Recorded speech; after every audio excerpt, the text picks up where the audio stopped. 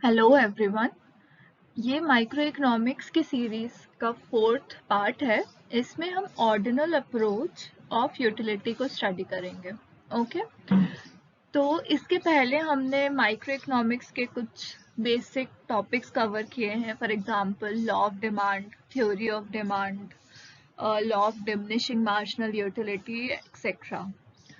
तो ordinal approach को start करते हैं। इसके एजम्पशन से स्टार्ट करते हैं। ओके, तो पहला एजम्पशन है कि utilities can be ranked and they can not be measured. Okay, तो जो हमने कार्डिनल यूटिलिटी एनालिसिस की थ्योरी पढ़ी थी, अकॉर्डिंग टू दैट हम यूटिलिटी को मेजर कर सकते हैं। बट ऑर्डिनल अप्रोच कहती है कि यूटिलिटीज को हम न्यूमेरिक फॉर्म में मेजर नहीं कर सकते, उसे हम सिर्फ रैंक कर सकते हैं। रैंक फॉर एग्जांपल, हमने एक एप्पल खाया और एक मैंगो खाया, तो हम ये कह सकते हैं कि हमें मैंगो से ज़्यादा यूटिलिटी मिल रही है और एप्पल से कम यूटिलिटी मिल रही है। तो हम उसको रैंक कर सकते हैं कि फर्स्ट पे हमने मैंगो को रैंक कर दिया, सेकंड पे एप्पल को रैंक कर दिया। बट हम इसको मेजर नहीं कर सकते, राइट? कि हम मैंगो को कुछ यूनिट्स दे दें, कुछ यूनिट्स हम एप्पल को दे दें, ये इस थ्योरी के अकॉर्डिंग पॉसिबल नहीं है। ओके, दूसरा है कंज्यूमर इज रैशनल। तो कंज्यूमर जो है वो अपना मैक्सिमम सेटिस्फेक्शन डिराइव करने की कोशिश करेगा with the given level of income. That means उसके पास जो भी इनकम है, जो भी पैसा है, वो उसको इस तरह से खर्च करेगा कि उसको सबसे ज्यादा मैक्सिमम सेटिस्फेक्शन मिले। देन थर्ड इज कि ये जो अप्रोच है ये थोड़ी रियलिस्टिक है, राइट? कार्डिनल अप्रोच जो है वो बोलती है कि हम मेजर कर सकते हैं, हम उसको न्यूमेरिक वैल्यूज दे सकते हैं, तो वो पॉसिबल नहीं है ना? जो भी हमारी यूटिलिटीज हैं, जो सेटिस्फेक्शन है, उसको मेजर करना इज नॉट पॉसिबल। और उनको रैंक देना इज पॉसिबल, किसी हद तक ये पॉसिबल है ना? हम कह सकते हैं कि भाई इस गुड से हमें इतनी सेटिस्फेक्शन नहीं मिली जितनी सेटिस्फेक्शन हमें दूसरे गुड से मिलती है, दूसरे गुड को कंज्यूम करने पे मिलती है। तो ये अप्रोच रियलिस्टिक है। Preferences of consumers are transitive. तो इसका मतलब ये है कि जैसे हमारे पास तीन गुड्स हैं, right, which are A, B and C. Okay, तो अगर हम ए को चूज कर रहे हैं ओवर बी, राइट, और बी को चूज कर रहे हैं ओवर सी, तब हम ए को ओवर सी चूज करेंगे ही, राइट? दैट मीन्स कि दो या दो से ज्यादा अगर हमारे पास गुड्स हैं जिनको हम कंज्यूम कर रहे हैं, तो ये ट्रांजिटिव होता है। कंज्यूमर्स की जो चॉइसेस होती हैं वो ट्रांजिटिव होती हैं, कि अगर हम ए को चूज कर रहे हैं ओवर बी और बी को चूज कर रहे हैं ओवर सी, तो हम ए को सी के ओवर भी चूज करेंगे, राइट? इसके बाद है diminishing marginal rate of substitution. तो diminishing marginal rate of substitution क्या होता है बेसिकली? तो इसका मतलब ये है कि हमारे पास अगर दो गुड्स हैं, let's say x and Y, तो हम कितने यूनिट एक्स के कंज्यूम करने के लिए, कितने यूनिट वाई के गिव अप करने के लिए रेडी हैं, तो उसको हम diminishing marginal rate of substitution बोल देते हैं, राइट? फॉर एग्जाम्पल, पहले हमने 3 चॉकलेट्स खाई और 2 कोल्ड ड्रिंक ली, राइट? फिर हमने क्या किया कि 2 चॉकलेट ले ली और 3 कोल्ड ड्रिंक ले ली, राइट? तो हमने एक चॉकलेट का गिव अप किया 1 यूनिट ऑफ कोल्ड ड्रिंक का बढ़ाने के लिए, है ना? तो this is called diminishing marginal rate of substitution, जिसमें बेसिकली हम दो गुड्स का जो सब्सटीट्यूट होने का जो रेशियो है वो स्टडी करते हैं। Next one is weak ordering. Weak ordering का मतलब है कि जो हमारे प्रेफरेंसेस हैं वो फिक्स्ड नहीं है। बेसिकली अगर हम उसे जनरल लैंग्वेज में समझ रहे हैं तो इट मीन्स कि हमारे जो प्रेफरेंसेस हैं वो फिक्स नहीं है। हम कभी कुछ करने का सोच लेते हैं, कभी कुछ करने का सोच लेते हैं। फॉर एग्जांपल हमारे पास अगर 6-7 कमोडिटी हैं तो कभी हमें लग रहा है कि कमोडिटी ए हमारे लिए ज़्यादा सेटिस्फेक्शन देगी, या कभी लग रहा है कि बी ज़्यादा सेटिस्फेक्शन देगी। तो टाइम के साथ या कुछ चेंजेस जब भी होते हैं तो हमारे प्रेफरेंसेस चेंज होते रहते हैं। दैट मीन्स कि वीक ऑर्डरिंग है। Next is ordinal utility approach का एक कॉन्सेप्ट है which is known as indifference curves. तो जो ये अप्रोच है वो इंडिफरेंस कर्व्स के थ्रू कंज्यूमर के प्रेफरेंसेस को शो करता है, राइट?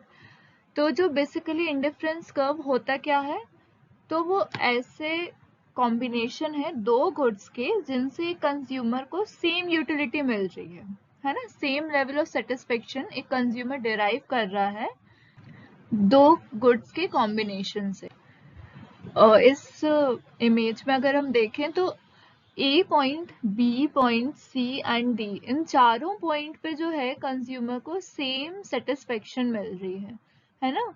जब गुड वाई का ये लेट्स से 1 2 3 4 यूनिट कंज्यूम कर रहा है और गुड एक्स का 1 यूनिट कंज्यूम कर रहा है, तो उस पॉइंट पे कंज्यूमर को जो सेटिस्फेक्शन मिल रही है वो गुड वाई का जब 1 यूनिट कंज्यूम कर रहा है और गुड एक्स का 2 यूनिट कंज्यूम कर रहा है।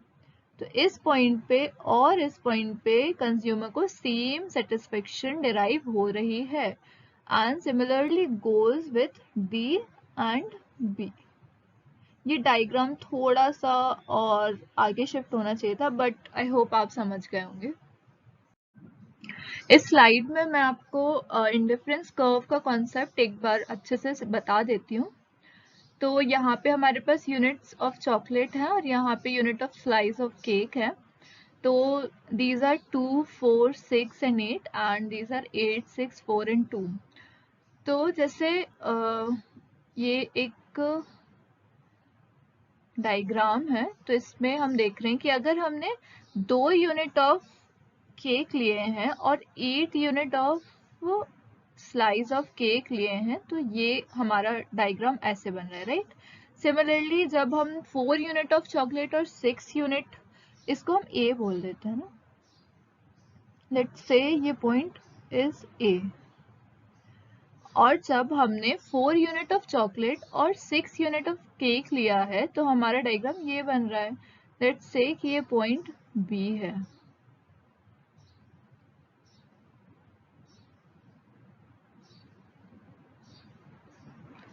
दिस पॉइंट इज सी, जहाँ पे ये 6 लिया है हमने और ये 4 लिया है, right?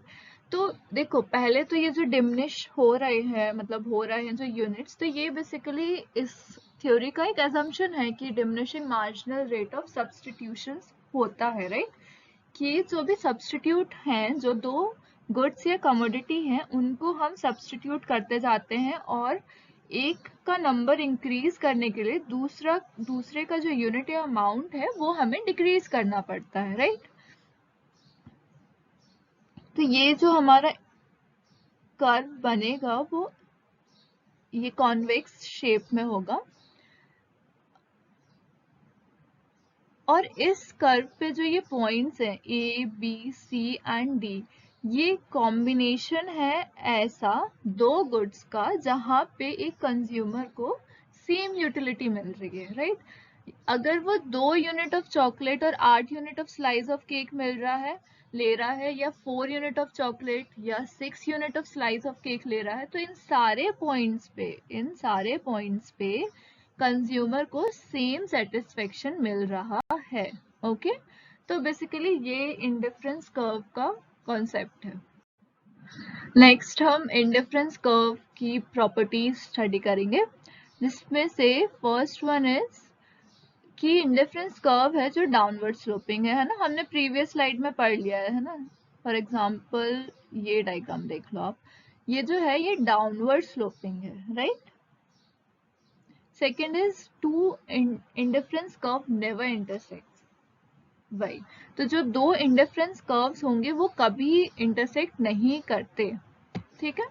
Third one is indifference curves are convex to origin. हम देख रहे हैं, मतलब इस डायग्राम के थ्रू हमें समझ आ रहा है कि ऑब्वियसली कॉन्वेक्स टू ओरिजिन है indifference curve.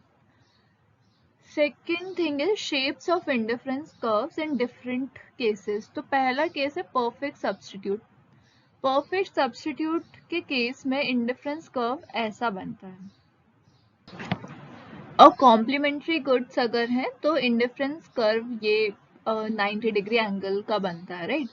Substitutes we know ना कि जो T, for example T and coffee है ना, जो परफेक्ट सब्स्टिट्यूट है ना, कि एक की जगह दूसरे का यूज कर सकते हैं काफी इजीली, तो उन्हें हम सब्स्टिट्यूट्स बोल देते हैं।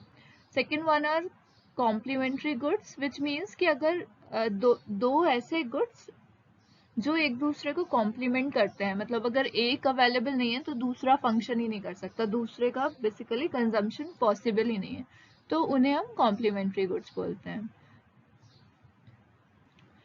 आई होप आप ये सारी चीज़ें काफ़ी इजीली समझ गए होंगे। So this is it for today. Thank you so much. Please share, subscribe.